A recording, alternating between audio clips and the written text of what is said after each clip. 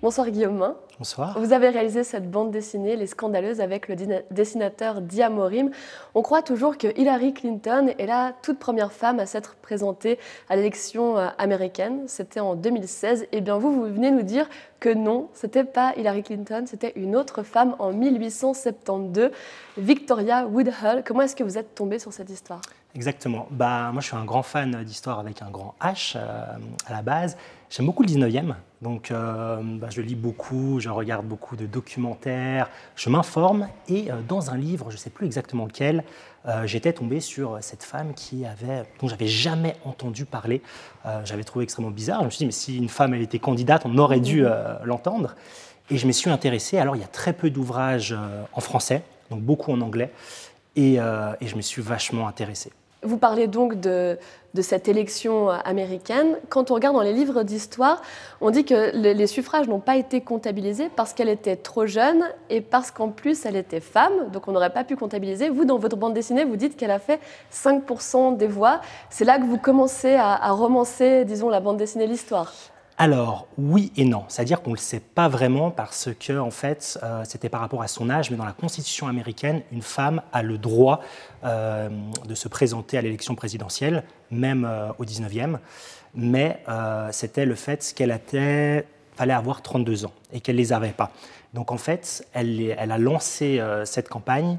Et visiblement, elle a fait quand même un pourcentage. Des gens ont voté, parce que ce qu'il faut savoir, c'est que c'était un personnage extrêmement clivant, Victoria Woodhull, mais tout le monde la connaissait au 19e, aux États-Unis, de la populace de New York jusqu'à la haute société de Boston. Tout le monde connaissait son nom. Et on verra dans le tome 2 pourquoi est-ce qu'elle a disparu de la circulation. Et en fait, elle s'est attaquée à une institution qu'on ne peut pas attaquer, même aujourd'hui. Là, on a cette femme qui est passionnée de politique. Elle a aussi une vie un peu folle. Elle se marie, elle a un enfant qui a un handicap, elle fait de la voyance. Elle se lance aussi dans le trading. Et ça, c'est hyper intéressant. Elle investit un milieu très masculin. Très masculin encore aujourd'hui. Donc, c'est la première femme tradeuse de Wall Street. Et c'est à partir de là où elle va être extrêmement populaire. Alors, populaire, elle va être connue, mais elle va aussi déranger beaucoup de monde. Elle est un peu arnaqueuse aussi, cette femme. Totalement. Elle vient d'une famille, en fait, des bas-fonds américains. Ses parents sont analphabètes, c'est des petits arnaqueurs. Ils doivent changer, en fait, d'état à chaque fois parce qu'ils sont poursuivis. Et elle va réussir, avec sa sœur, à s'extirper vraiment de sa classe sociale pour arriver vraiment aux plus hautes sphères de l'État. Ça prouve qu'elle a un caractère incroyable. Ce qui est intéressant aussi, c'est qu'elle est très féministe. Elle est dans ce mouvement-là. Elle est très libérée, cette Victoria. Alors, ce n'est pas le cas au début. Au début, elle va tomber sur des goujats comme Marie, etc. Et en fait, elle va prendre confiance en elle au fur et à mesure de l'évolution de sa carrière, jusqu'à avoir confiance. Et vraiment, on sent dès le début, c'est quelqu'un qui a la niaque, qui a envie de réussir, et puis qu'importe que ce soit une femme ou de son milieu social, elle y va et elle a des résultats incroyables. Vous racontez aussi l'histoire de sa sœur, Tennessee. Exact. Pourquoi pas vous concentrer seulement sur Victoria ? Parce qu'elles sont complémentaires. En fait, Victoria n'est rien sans sa sœur, ça va vraiment être son pilier pendant toute son aventure. C'est sur la personne sur qui elle va pouvoir se reposer, se confier, et c'est plus facile quand on est deux, même si c'est plutôt elle qui va être le caractère leader du groupe, mais elle a besoin de sa sœur. Ouais. Comment vous vous êtes documenté sur ces histoires ? Parce que c'est pas évident, elles ont un peu disparu des bouquins. Totalement. Aussi. C'est pour ça que des fois, il y a des choses où on n'est pas trop sûr, notamment ces voix. En fait, j'ai lu des biographies où des historiens disent qu'il y a eu un pourcentage, 5%. J'ai préféré prendre le plus positif, c'était plus sympa, même si en réalité, on ne le sait pas vraiment. Il y en a qui disent 1%, il y en a qui disent qu'on ne le sait pas trop, puis ça a été un peu mis sous le tapis. En fait, il y a quelques biographies et j'ai peu pris ce qui me semblait intéressant. Et puis il y en a où il y avait des anecdotes similaires, donc qui semblent un peu plus probables. Ouais. Quelle est la part du romancé et quelle est la part de l'histoire dans votre bande dessinée ? Extrêmement peu romancé. En fait, la seule fois où j'ai vraiment romancé, c'est il y a une fois une petite course-poursuite avec de l'action. Donc forcément, là, c'était pour avoir un peu un côté... j'ai envie de dire cinématographique, mais hormis cette course-poursuite, c'est vraiment des anecdotes, en tout cas, qui ont été relatées. Quoi. Comment on explique que l'histoire de cette femme, qui est quand même assez incroyable, soit un peu tombée aux oubliettes? Alors, c'est le tome 2. En fait, à un moment donné, il y a un pasteur de la côte est américaine qui a l'aura d'un pape, qui est extrêmement connu. À chaque prêche à Brooklyn, il a 3000 personnes qui viennent l'écouter. Et en fait, alors, ce qui est paradoxal, c'est que c'est un progressiste, il est proche de Lincoln, etc. Mais en fait, il voit d'un très mauvais œil une femme candidate parce qu'il est jaloux. Lui aussi, il a des ambitions et il va la casser. Il a un journal qui est très populaire et il va la démonter, quoi. Il dit qu'une femme doit rester à sa place, etc. Et Victoria, maline, elle va aller l'attaquer, sauf qu'on ne s'attaque pas à la religion, surtout aux États-Unis. Quel héritage, selon vous, il reste de Victoria Woodhull? Malheureusement, pas grand-chose. Ce que je veux dire, c'est que c'est paradoxal. Moi, ça me fait de la peine. 100 ans avant, on avait Olympe de Gouges, alors française, qui a été une des premières féministes au XVIIIe, et puis, je veux dire, dans l'histoire moderne.